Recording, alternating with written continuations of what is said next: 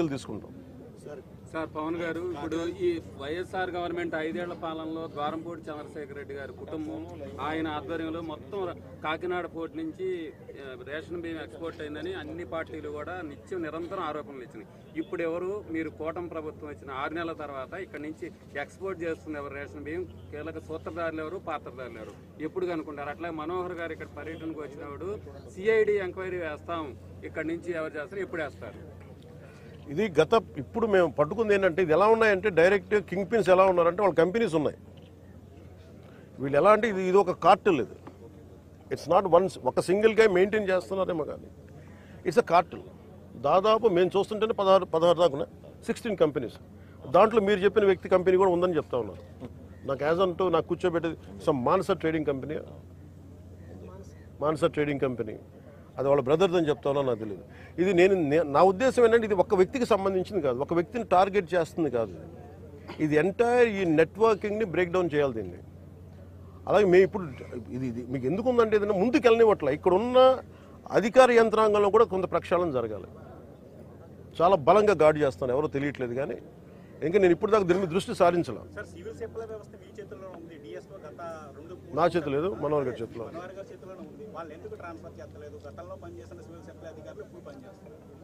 CID enquiry ఎప్పుడనే చెప్పండి sir. CID enquiry మీకు అన్నీ చెప్తాను. ఇప్పుడు నేను మీకు తెలుసు కదా, when I give a word I want to take a very strong action. నా మాటకు నేను కట్టుబడి, ఎందుకంటే లా అండ్ ఆర్డర్ నా చేతిలో లేదు. లా అండ్ ఆర్డర్ ఎందుకు మీకు ఎగ్జాక్ట్ ఈ టైం లైన్లో నేను ఇస్తాను అని చెప్పే నా దగ్గర ఆ అధికారం నా దగ్గర లేదు. నా దగ్గర ఏముందంటే ఇది will bring them to justice. అది సిఐడికి మించి ఉండాలా, లేదంటే will I appeal to CBI, ఇవన్నీ మేము అంతర్గతంగా క్యాబినెట్లో తీసుకునే నిర్ణయాలు. అందువల్ల కేవలం మీరు సిఐడికి పరిమితం చేస్తాం, సిఐడికి దాటి వెళ్ళాలా. ఎందుకంటే అసలు టోటల్గా మ్యారిటైమ్ సెక్యూరిటీ ఇష్యూస్ ఏమున్నాయి, ఇది చాలా కొంచెం పెద్ద స్థాయిలో చూడాలి.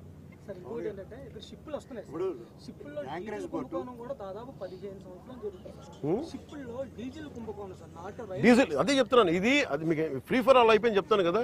డీజిల్ కుంభకోణాలు జరుగుతూ ఉన్నాయి. ఇది అన్ని రకాలుగా దీన్ని ఒకసారి చాలా సునిశ్చితమైన పరిశోధన జరగాలి దీని మీద. దాంట్లో ఉన్నాను. స్టేట్ గవర్నమెంట్ కూడా బాధ్యత ఉంది, స్టేట్ గవర్నమెంట్ కూడా దాని రెజ్యుమేషన్ ఉంది, డైరెక్టర్ కూడా కేవలం సెంట్రల్ గవర్నమెంట్ సంబంధం ఇది ప్యూర్లీ స్టేట్ కంట్రోల్లో ఉంది. స్టేట్ కంట్రోల్ పోర్టు, స్టేట్ సంబంధించిన పోర్టు అధికారి ఒకరు ఉన్నారు. నేను వాళ్ళు కూడా మేము మీరు వస్తేనే ఆయన కనబడలేదంటే ఎంత మీకు అదే చెప్తున్నాను కదా. అంటే నన్ను మీకు ఎందుకు ఇంత మొత్తుకున్నాను వచ్చి నన్ను రాకుండా చేయడానికి ఇంక నాకు విసుగొచ్చి ఇక నాలాంటి వ్యక్తిని రానివ్వట్లేదని. ఇది ఎంత డీప్ రూటెడ్ వ్యవస్థ, దీన్ని అంటే ఎంత కుళ్ళు పట్టేస్తుందో ఈ వ్యవస్థకి, పర్టికులర్ రైస్ స్మగ్లింగ్ సంబంధించి దీన్ని ప్రక్షాళన జరగాలని కోరుకుంటూ.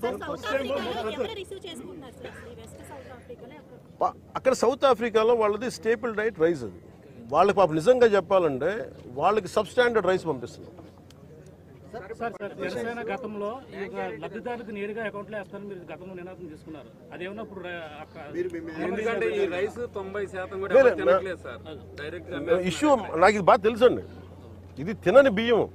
ప్రాబ్లం ఏమవుతుందంటే ఎవరు తినని బియ్యం ఇది కేవలం ఇది నా ఉద్దేశంలో ఇది నేను కేంద్ర ప్రభుత్వం దృష్టికి తీసుకెళ్ళాలి. ఎట్లా ముఖ్యమంత్రి గారి దృష్టికి ఎలాగ తీసుకెళ్తాను, కానీ కేంద్ర ప్రభుత్వం దృష్టికి మీరు అంటే ఇది ఒక రూల్ అయిపోయింది. చెప్పండి సార్, ఆ రూల్ మీరు చెప్పండి. మనం ఇందా పొద్దున మాట్లాడుకుంది.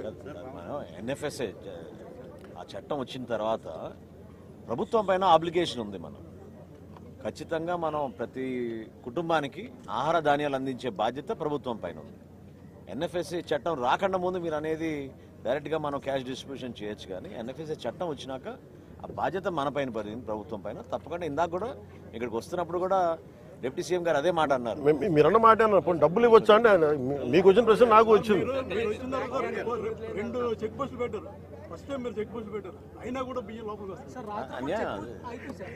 నేను వెళ్ళి మీ అందరి సమక్షంలో వెళ్తే నేను షిప్ లోకి వెళ్ళిన. దీన్ని బట్టి హౌ డీప్ ఇట్ ఈస్.